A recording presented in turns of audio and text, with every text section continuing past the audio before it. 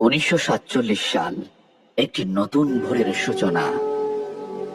সে বছর এক পুত্র সন্তানের জন্ম হয়, যার পিতা ছিলেন তার সময়ের অন্যতম প্রখ্যাত ইসলামী চিন্তাবিদ ও আলেম, আর মাতা ছিলেন মহান সুফি সাধক ও ইসলামী পণ্ডিত শেখ ইয়াকুব বদরপুরি রহমতুল্লাহি আলাইহির কন্যা।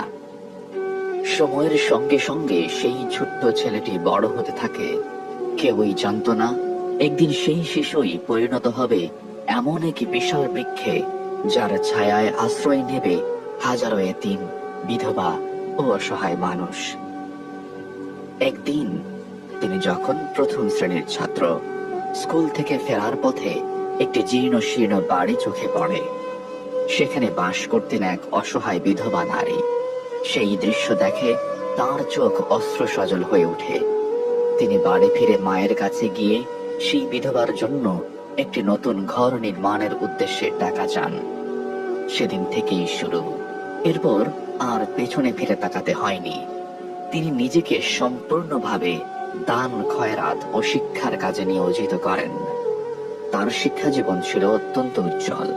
তিনি সর্বোচ্চ ফলাফল ও গুরুত্বপূর্ণ ডিগ্রি অর্জন করেন। ব্যক্তি জীবনে তিনি সবসময় নীরব ও বিনয়ী থেকেছেন। শুরুতেই তার প্রিয় পিতা হযরত আল্লামা আব্দুল লতিফ চৌধুরী ফুলতলী রহমতুল্লাহি আলাইহি নিঃশর্তভাবে তার কাজের পৃষ্ঠপোষকতা করেন।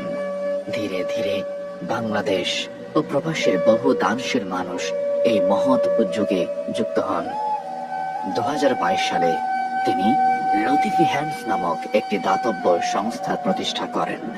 এই সংস্থার আওতায় গৃহ নির্মাণ, এতিম ও বিধবা সহায়তা সহ বহু মানব কল্যাণমূলক প্রকল্প পরিচালিত হচ্ছে।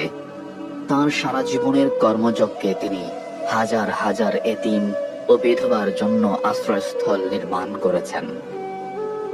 লতিফি হ্যান্ডস 3 ধরনের ঘর নির্মাণ করে থাকে: টিন শেড ঘর, অর্ধ দেয়াল ঘর এবং পূর্ণ দেয়াল ঘর।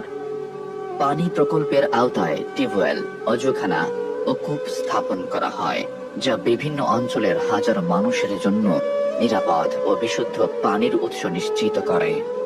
অন্ধ ও প্রতিবন্ধী প্রকল্প। এই প্রকল্পের আওতায় 200-এরও বেশি উপকারভোগী প্রতি মাসে নগদ সহায়তা ও প্রয়োজনীয় উপকরণ পেয়ে থাকেন। এতিম প্রকল্প।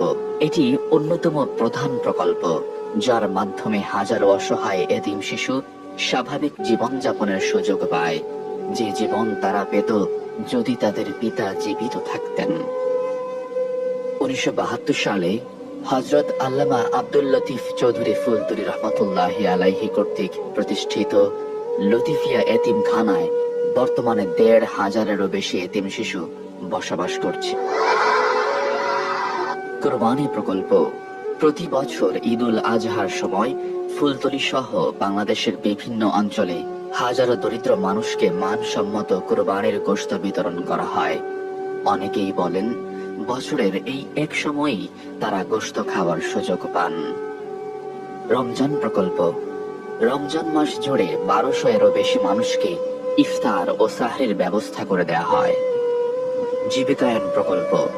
এই প্রকল্পের মাধ্যমে দরিদ্র পরিবারগুলোকে ছোট দোকান, রিক্সা ও বিভিন্ন উপকরণ প্রদান করে স্বাবলম্বী হওয়ার সুযোগ করে দেওয়া হয়। অবকাঠামো প্রকল্প। এই প্রকল্পের আওতায় মসজিদ, সেতু ও মাদ্রাসা নির্মাণ করা হয়। বিধবা প্রকল্প। কারো মৃত্যু হলে তার স্ত্রী, সন্তান ও পরিবার নানা সংকটে পড়ে। এই সংকটময় সময়ে লতিফি হ্যান্ডস তাদের পাশে দাঁড়ায়। এটি সংস্থার অন্যতম প্রধান প্রকল্প। চিকিৎসা প্রকল্প। খতনা ক্যাম্প, চক্ষু চিকিৎসা ক্যাম্প এবং সাপ্তাহিক মেডিকেল ক্যাম্প দেশের বিভিন্ন অঞ্চলে নিয়মিত পরিচালিত হয়, যার মাধ্যমে গ্রামীণ জনগোষ্ঠী ব্যাপকভাবে উপকৃত হয়। শীতকালীন প্রকল্প। শীতের তীব্র ঠান্ডায় খোলা ঝুপড়ি ও ভাঙা ঘরে রাত কাটানো অসহায় মানুষের কষ্ট লাঘবে লতিফি হ্যান্ডস তাদের দরজায় কড়া নাড়ে। কম্বল, সোয়েটার ও শীত বস্ত্র দিয়ে তাদের উষ্ণতা ও সান্ত্বনা দেয়। উপহার প্রকল্প। বিভিন্ন উপলক্ষে এতিম, বিধবা, শিশু ও বয়স্কদের উপহার সামগ্রী প্রদান করা হয়, যা তাদের মুখে আবারও হাসি ফোটায় এবং কিছু সময়ের জন্য দুঃখ ভুলিয়ে দেয়। জরুরি সহায়তা প্রকল্প। বাংলাদেশ নদীমাতৃক দেশ। বছরের এক সময় নদী জীবিকার উৎস হলেও বর্ষায় তা ভয়ঙ্কর রূপ নেয়। ঘর বাড়ি, ফসল ও পশু সম্পদ ভাসিয়ে নিয়ে যায়। এমন দুর্যোগে লতিফ হ্যান্ডস তাৎক্ষণিকভাবে উদ্ধার ও সহায়তায় এগিয়ে আসে। এছাড়া প্রতি বছর বৈদ্যুতিক শর্ট সার্কিট সহ নানা কারণে শত শত ঘর পড়ে যায়।